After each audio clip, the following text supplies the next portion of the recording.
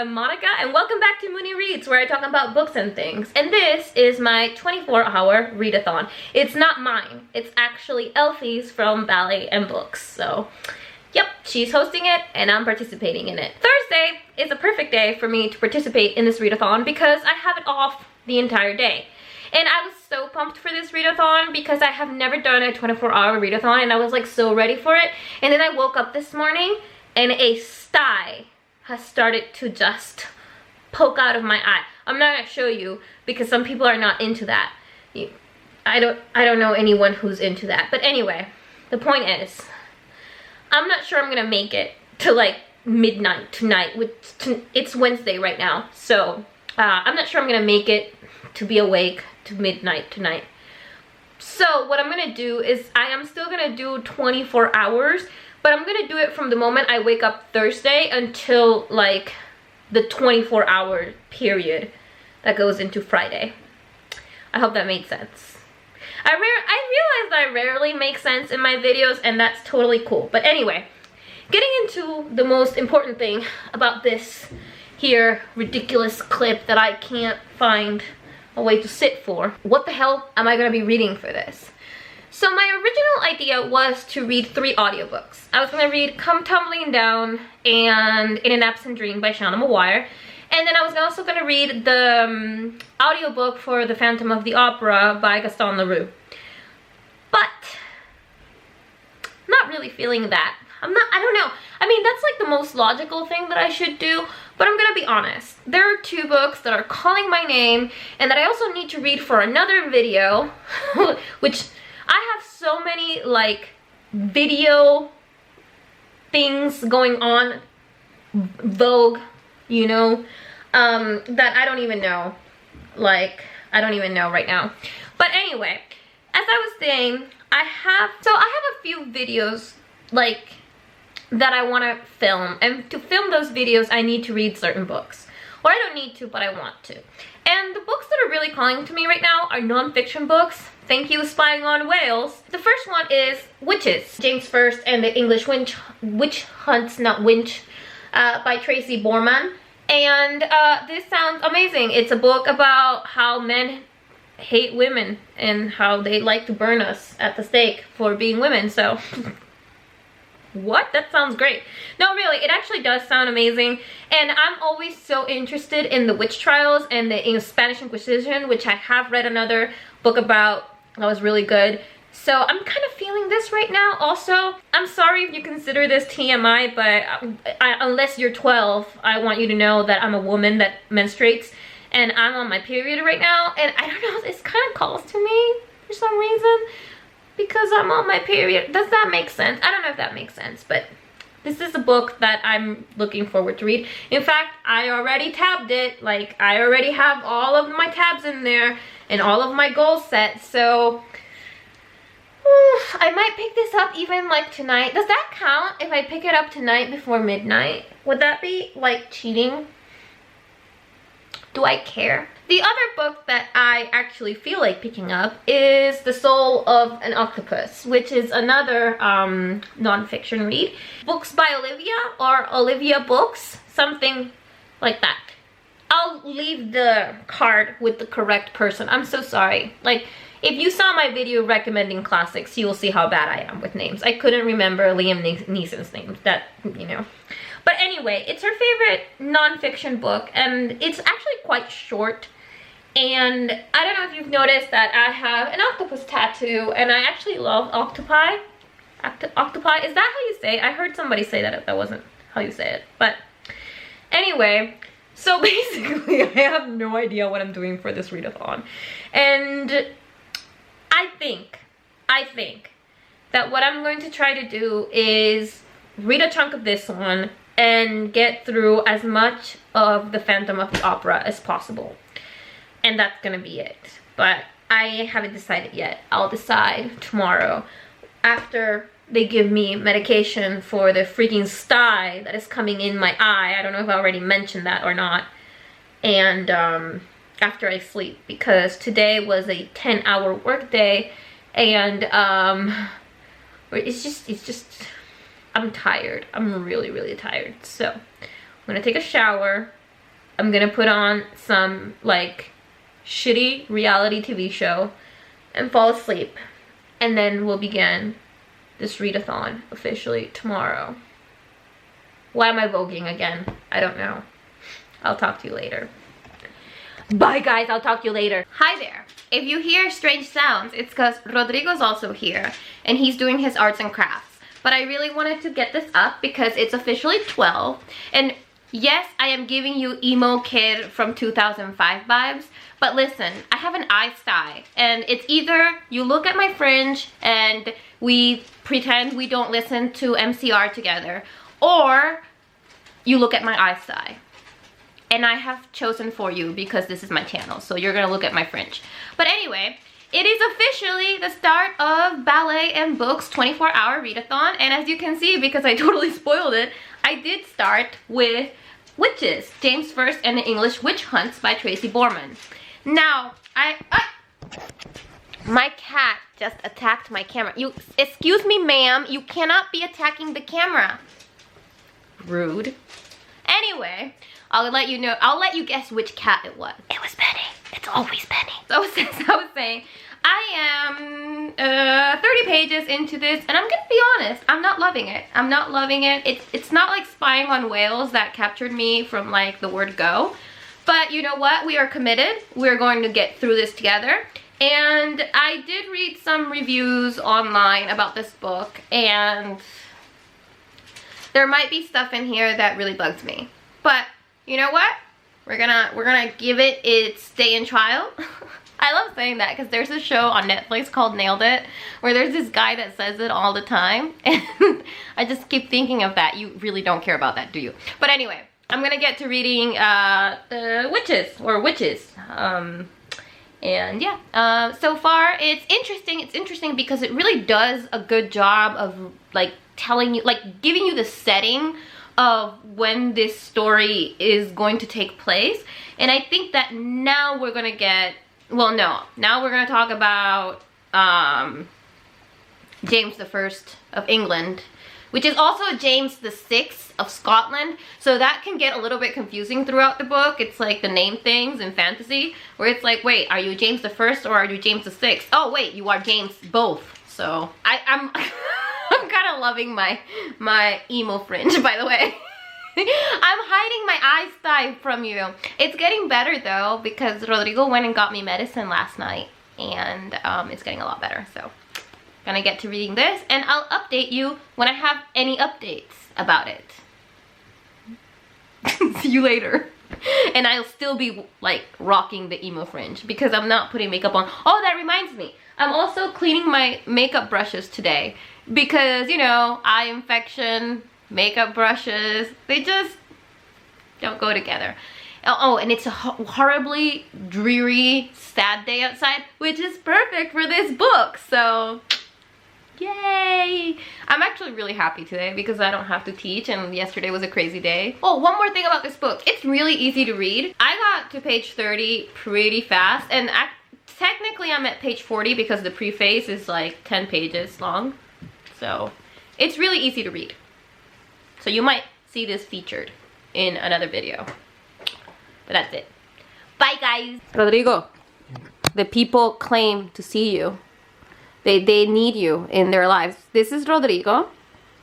He's going to appear in more videos, right, babe? Yes. Are you going to speak English? No. Yes, you are. He totally is. He's lying. He doesn't like to speak English because he thinks he doesn't do it well. But I think he sounds like Antonio Banderas, super sexy. Yeah, you do, because you got a Spanish accent, so you sound super sexy. No. Let me explain something to you guys about Spanish people.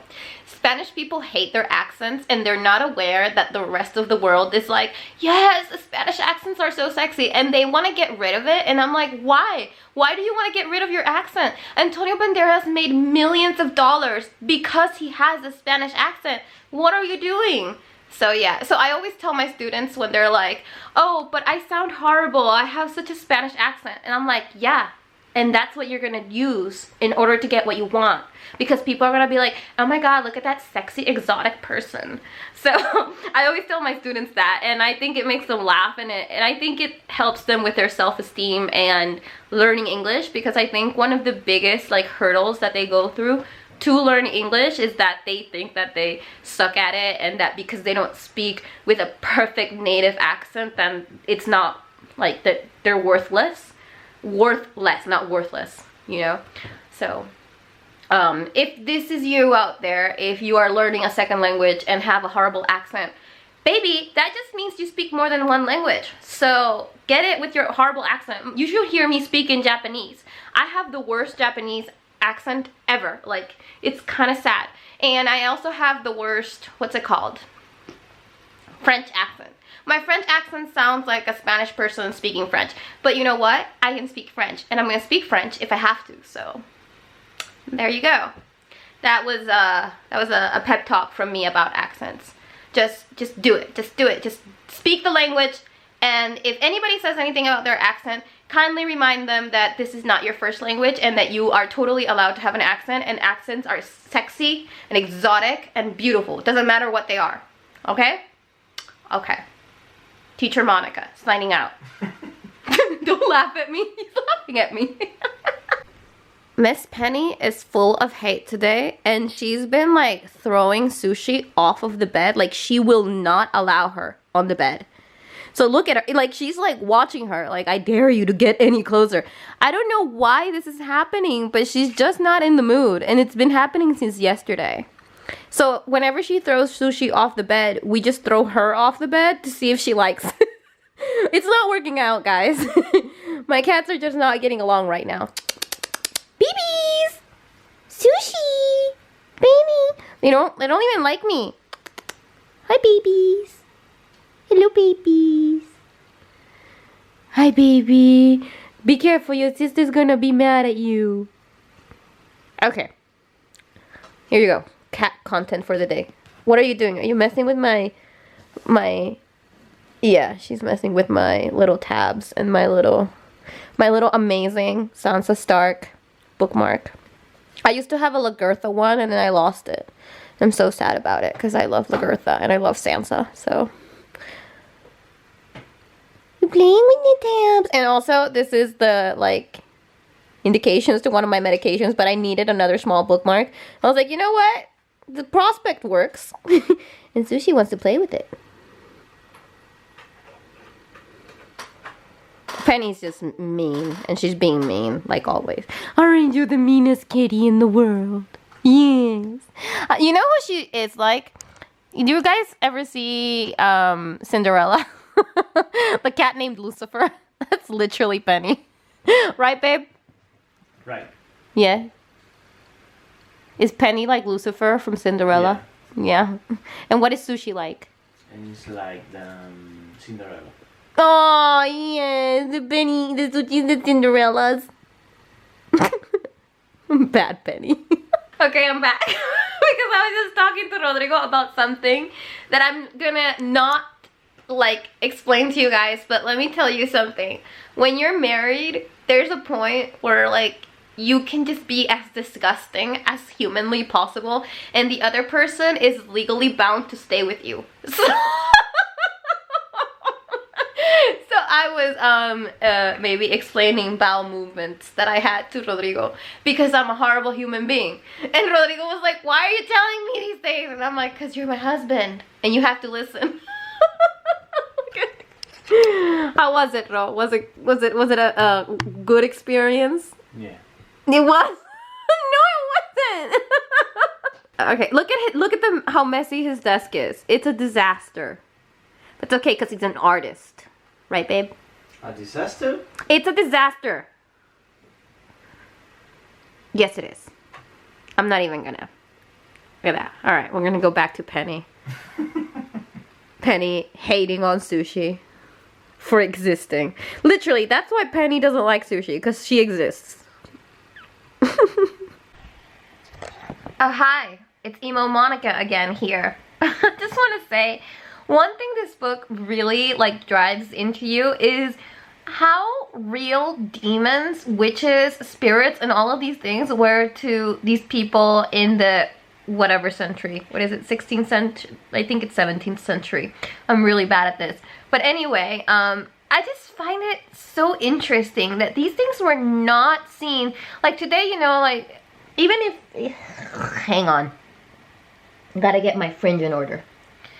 So it wasn't seen like today where, you know, even if you believe in whatever it is you believe, there is, unless you're, you know, in America's Bible Belt, a certain amount of skepticism that comes with that. But in these times, there was like no skepticism. Demons were real, ghosts were real, everything was real. Like, it was all real, and I love reading about that. So the book is picking up now because they're telling us James the 1st and 6th history.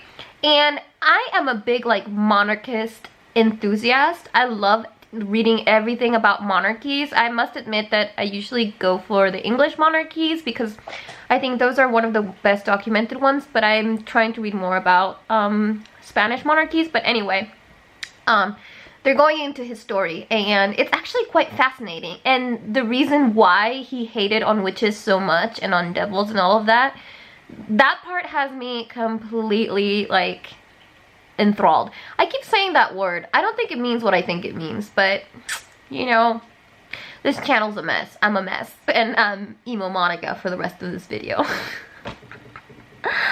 Alright, I'm gonna keep reading. I'm not gonna take clips of me reading because here's the thing. I actually hate doing that. I'm gonna be honest, I hate doing it. I was doing it because I felt that if I didn't, then it wasn't like good enough of a vlog. But I don't like taking clips of myself reading. And I made the executive decision that this is my channel and I'm gonna do things that I like. And that does not bring me joy. And that's like my catchphrase now. It doesn't bring me joy. Watch me get like copyright flagged for saying that. But anyway, gonna keep reading about James the 1st and James the 6th, which is the same person. I love it because somebody said that like monarchs are basically cats, and if you've seen my cats and you know anything about monarchs, then you agree. They're these like ridiculous beings that totally think they're superior to you, but they're probably kind of dumb and kind of... I'm not saying that about current monarchs, okay? Please, gods of the monarchs, don't like come at me. But like in the past, they were just these people that truly believed that they were the personification of God on earth. And come on, that's kind of amazing, okay? So yeah, I'm gonna keep reading.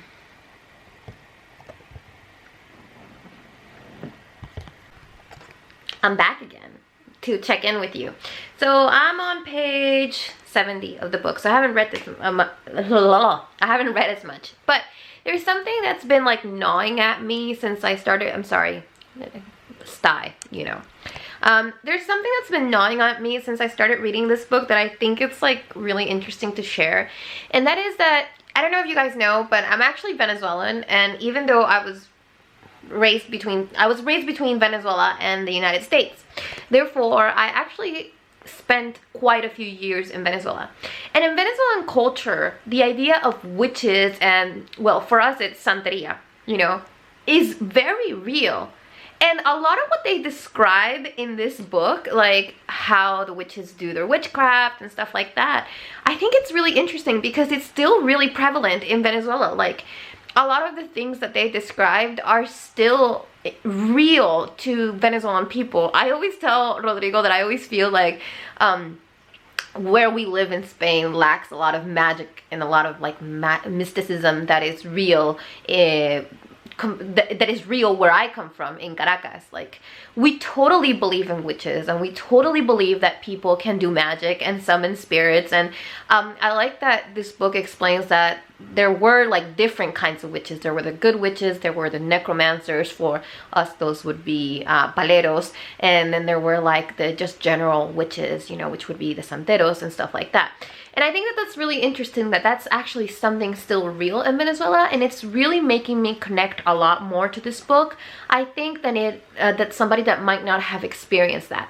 I don't know, that's my point of view, because a lot of the things that they're talking about, I'm like, yeah, like I've seen that. Like if somebody has a lot of bad luck in Venezuela, well, not in Venezuela, but at least in Caracas. I'm sorry, I keep changing my hands because I'm out of shape and holding this camera is actually hard. But anyway, like if you have a lot of bad luck in Caracas, where I'm from, they say that you need to go to the mountain, which is called the Guaraira Repano, and have somebody grab a stick from there and like hit you a few times with the stick to like take out all of the bad energy. And this is not like, I know we say it in like a funny way, but this is something people believe. Or if you've been ill for a long time, or if you're having bad luck again, people will say that somebody in their house must have a picture of you upside down, like, you know, like head down, with your name written in the back, and that's the devil. Like that's the way that the devil knows that he's supposed to target you, and like you have to find that picture and burn it in order to get rid of the curse. There's also the whole like, are you missing a shoe from your house? Are you missing an important piece of clothing or something? And these things are still very real to Venezuelans today. So to me, this book, like that really takes me back to that. And remember how I was saying before, like that even to skeptics, like there were skeptics at this time, like that the book explains it. And of course in Venezuela there's skeptics, like, but we have a saying that says de que vuelan vuelan, and that means like you might not believe it, but they fly because they fly. You know, like witches fly. So yeah, I just wanted to update you on that because I think that that's been something really interesting for me reading this book, and it also like kind of brings me that nostalgia of living in a world where like if you know a santero, then you have to treat them a certain way, or like if you have a santero living in your neighborhood, or like a palero or something, like there's this mysticism around them. Of course it's not, we don't burn these people, I mean there's freedom of religion and stuff, but yeah, just a little tidbit about where I come from. I'm planning on doing a video about Latin American classics that you can read, and you're gonna see a lot of that in like the whole magical realism because, you know, Latin America. But anyway, right now I'm actually gonna stop reading. Well, no, I'm gonna get to the end of this chapter. I'm gonna stop reading and I'm gonna go wash my makeup brushes and I might bring you along, who knows, you might get a little cute montage of me washing brushes. So yeah, let's see how it goes.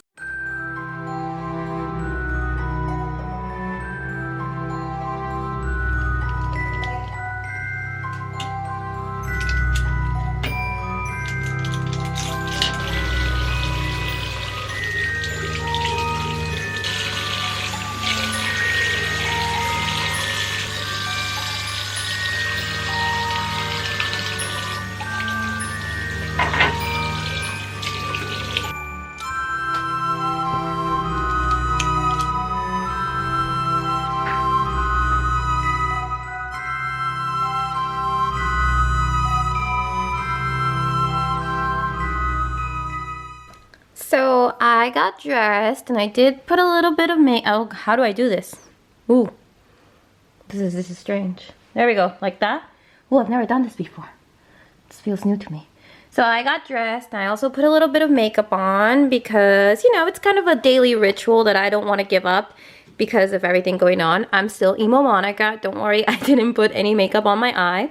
But yeah, I just wanted to show you what I'm wearing. I'm wearing this really long sweater, black sweater.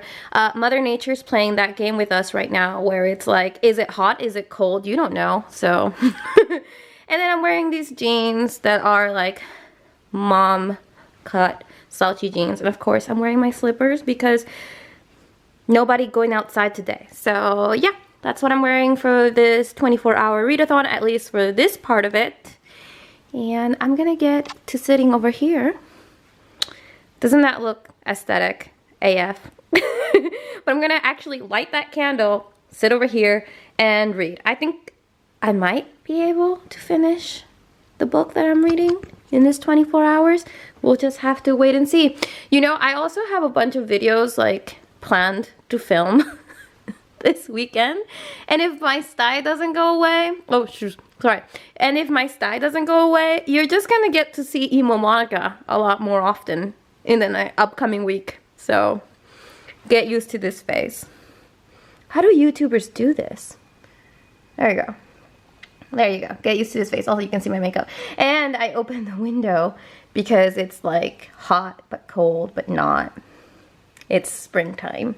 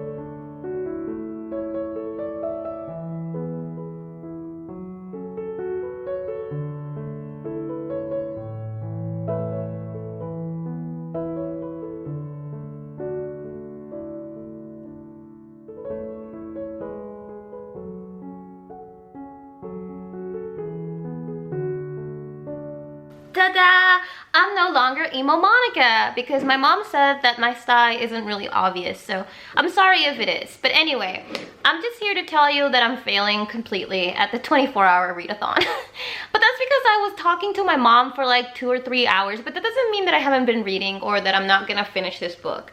I'm gonna keep going and everything, but I just wanted to tell you that emo Monica is gone for the moment and that she just spent like 2 to 3 hours talking to her mom.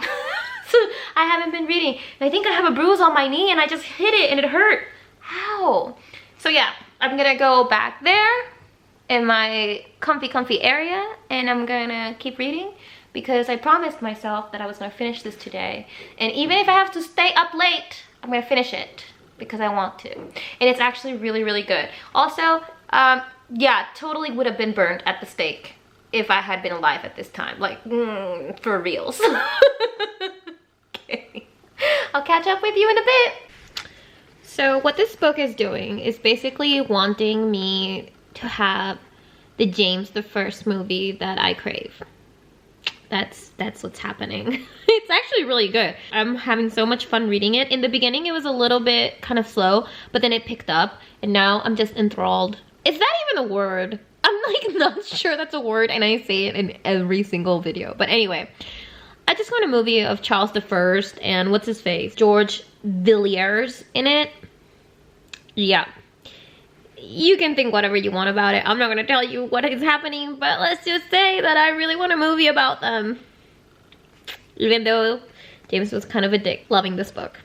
So I'm gonna continue reading. I actually think I've picked up speed, so I might finish this before like tonight at midnight. But remember, I'm actually extending it until like 12 the next day, which is what we're all doing. So yeah, I'm so happy. Just wanted to tell you all about James the First, who is the villain of the story, and suddenly I'm like, yeah, I want a movie about him. Show me a movie about him. As for the rest of the book, I'm really enjoying it. I'm learning so many facts about witch hunts and about why certain women were considered witches that Hollywood has totally taught me wrong. Shocker. Hollywood has taught me something incorrectly. The fuck? But anyway, I'm learning a lot. I'm really glad that I stuck to it. There's a little green tab here. I don't know if you're gonna be able to see it. No, you're not gonna be able to see it. But there's one line in this book that I highly disagree with. And I think that's the line that gets most people angry at this book. And the thing is, I think people are taking it a little bit out of context, and I think maybe Tracy Borman worded it incorrectly. She says that basically because women were accusing other women of witchcraft, this means that it wasn't necessarily misogyny that was behind that.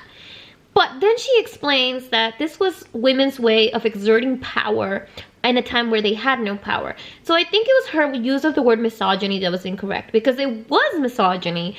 It was just misogyny of women directed toward women, but not necessarily men directing it toward women. Like, in fact, she's just explaining that most of the cases of witch trials were initiated by women, because this was the only way women had any power at all during this time. So it's like, that's what she's trying to say, I think. But yeah, I think a lot of people are taking that line to say if a woman accuses a woman of something else, then that means that there's no misogyny behind it, when really it's because of the fact that women had no power, that this was the only way that they could like exert any kind of power during this time. And she does explain it, but I don't know, I think it gets a little bit lost because the line is just so poignant and it kind of stands out within the text. But I don't think that that's what she was trying to say. Like, I don't think she was trying to say like, just because it was women against women, that means that there was nothing wrong with that, or like that the patriarchy wasn't behind it. In fact, like 3 lines down, she literally says that if women maybe had some ability to maintain themselves or had some power, then maybe they wouldn't be running around accusing each other. And also she does explain that there was a like, she does explain that the patriarchy and misogyny is behind it, but it's just the wording of that one line that really like throws you off. Anyway, I wanted to mention that because one of the like most like debated things about this book is that one line, and I think it's kind of taken out of context. So yeah, in fact, the rest of the book, she's basically saying that these poor women were put in this position because of the patriarchy and the fact that women were considered inferior beings, and that 90% of all witch trials were against women. So I don't know, I think it's taken a little bit out of context. And not only that, but I also think that the way it was written was probably not the best way to do it. So there's that.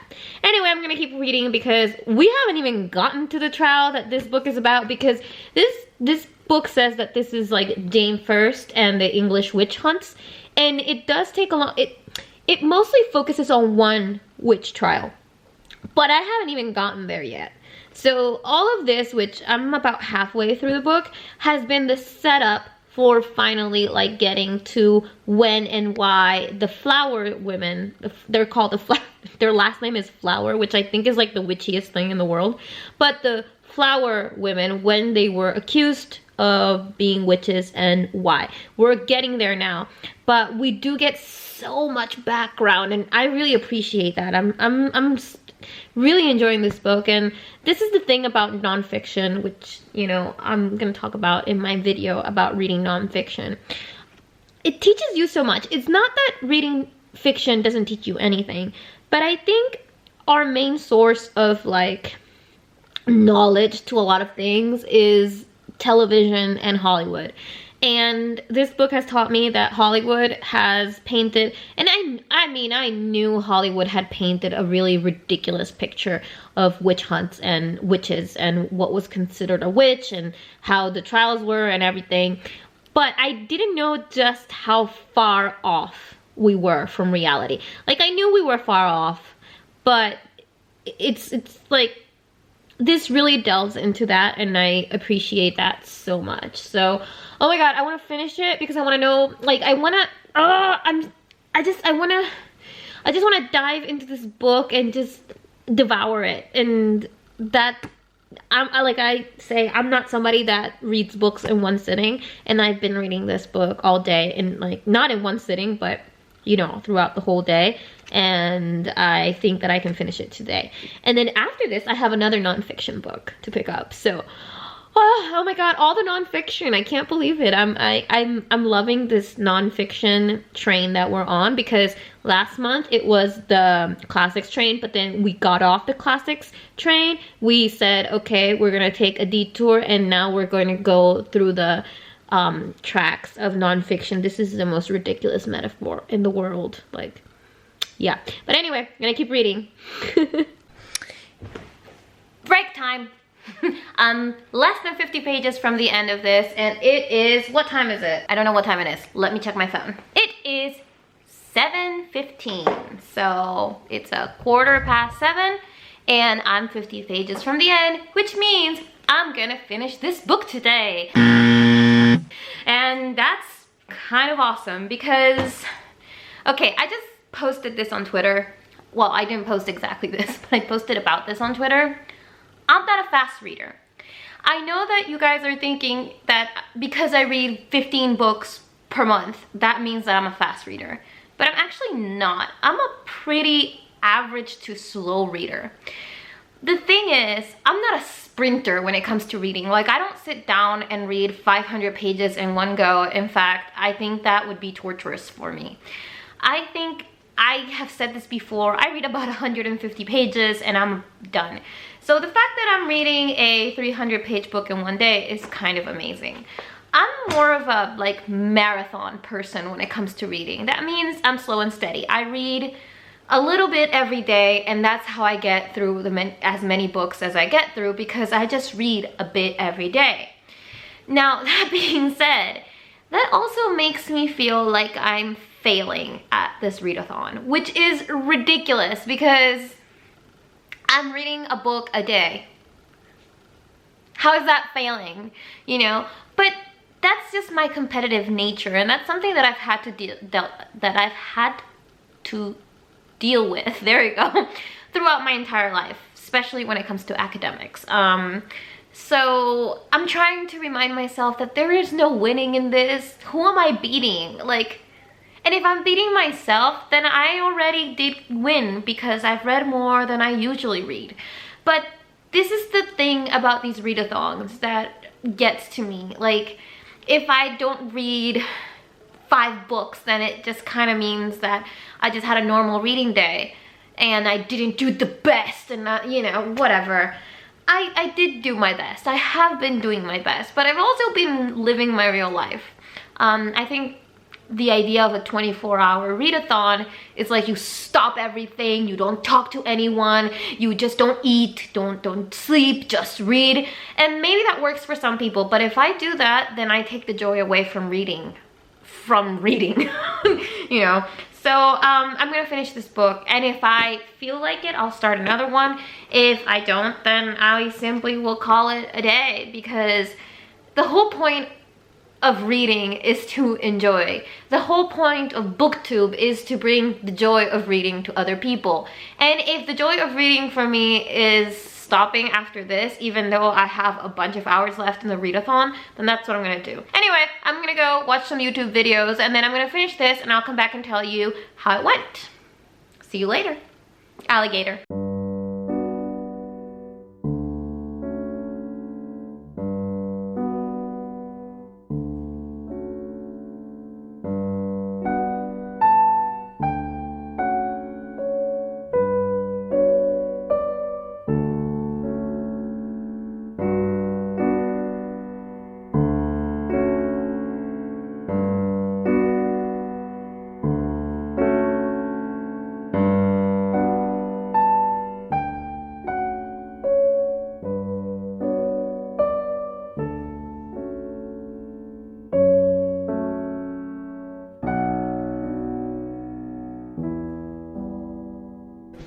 Good morning, everyone. It's technically day 2 of the 24-hour readathon hosted by Elfie over at Ballet and Reads, because we decided, well, she decided, I already had decided, but then she made the executive decision to break it up into 2 days, so 2 12-hour periods. Last night, life happened. Okay, life happened, and I didn't get to finish Witches by not by James First. James First did not write Witches, although he did write a book about witches, but not this book. This one was written by Tracy Borman. So I didn't finish it. I only have 30 pages to go. So I'm gonna finish it. So I'm gonna finish this now. Hi guys, so I'm officially calling it for the 24-hour readathon. And what happened during this readathon is that I finished one book and I got 15% into another book. And I'm gonna call that a win, because you know what? I read, and again, reading during the readathon is a win, but I do have some thoughts. And I think I have expressed them before, but I think I'm gonna make a whole book talk about readathons and the pressure they put on you to read, Not saying, again, I'm not saying that if readathons are your thing, that you're doing something wrong, or if that you host a readathon, you're a horrible person, but that maybe readathons are not for everyone. But yeah, I did finish The Witches by Tracy Borman, and I gave that 4 out of 5 stars. And I started The Soul of an Octopus by oh, I can't remember her name. One moment. I'm always so prepared. Why am I like the most prepared booktuber in the world? By Montgomery. And let me tell you, I already see a 5 out of 5 stars coming from this book. I loved it. Like, everything I've read so far of this book, I have adored. Like, I'm the only reason I'm not reading it is because I'm tired, and I also had other things to do. But yeah, thank you for coming to my channel once again. Thank you for putting up with this messy vlog. And yeah, leave a like and a comment and subscribe if you're new. And remember, I post every Monday, Wednesdays, and Fridays. And sometimes if I'm feeling a little bit extra, I'll post on Tuesdays and Thursdays too. But usually it's Monday, Wednesdays, and Fridays. And yeah, I guess I'll see you in my next video. Bye guys, and thank you so much, Elfie, for putting up with me complaining on Twitter all day. So, thank you. You are the best. See you. So what do I do now? Like, see, this is the thing. You say bye, and then I'm like, ugh, fumbling with my camera. So bye.